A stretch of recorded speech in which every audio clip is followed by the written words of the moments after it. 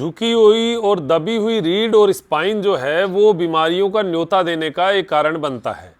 कारण ये है कि जब हमारी वर्टिब्रा 33 प्रकार की 33 जो हमारे जोड़ हैं इस रीढ़ की हड्डी में, तो ऊपर से जो प्रेशर पड़ता है उस प्रेशर की वजह से ही आप आजकल देख रहे होंगे L4, L5, S1 सब में नसें दबी हुई रहती हैं, क्योंकि जो बीच में गद्दी है वो गद्दी जो है वो नीचे की ओर दब रही है और उसका मूल काम है स्पंज करना।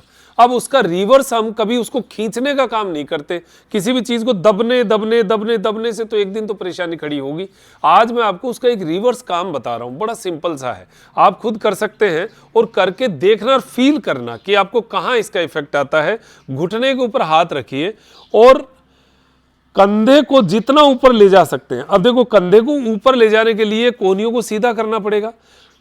हो सकता है हार्डनेस टाइटनेस की वजह से कोहनियां आपकी सीधी ही ना हो शुरू में, क्योंकि इतना शरीर ऊपर खींचने की हमें आदत ही नहीं है।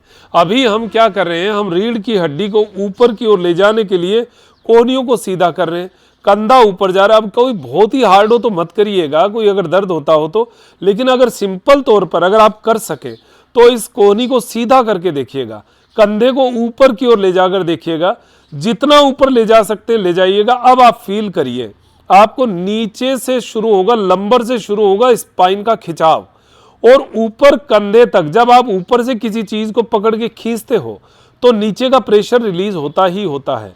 हमारी स्पाइन एक स्पंज की तरह है, जब ऊपर से खींचते हैं तो नीचे वाला स्पंज भी जो है वो फ्री होता है। आप देखेंगे इस क्रिया को करके, थोड़ी देर आप इसमें रुक के देखिएगा और आपको फील होगा कि आपके लंबर एरिया में S4, S1, L4, L5 वाला एरिया जो है वहाँ पर आपको फील होगा जैसे कोई रिलीज हुआ है, कोई हार्डनेस जो थी वो नरम हुई है। आप करके देखो, डीप ब्रीदिंग करो, जितना देर कर सकते हो करिए। अभ्यास को धीरे धीरे बढ़ाइएगा, 1 दिन से लेकर 10 दिन तक आप धीरे धीरे करते जाएंगे तो आखिरी में आपका अभ्यास, आपकी ताकत बढ़ती जाएगी और आप देखेंगे आपको कुछ हद तक स्पाइन की दबी हुई नसों तक में भी आपको फील होगा। जब आप स्ट्रेच करते हैं तो वो फैलाव मिलता है, दबाव को कम करता है। इन चीज़ों के ऊपर गौर करके और आप जब लाभ प्राप्त करते हैं तो वो होता तभी है जब आप नियमित अभ्यास करते हैं। श्वास भरते हुए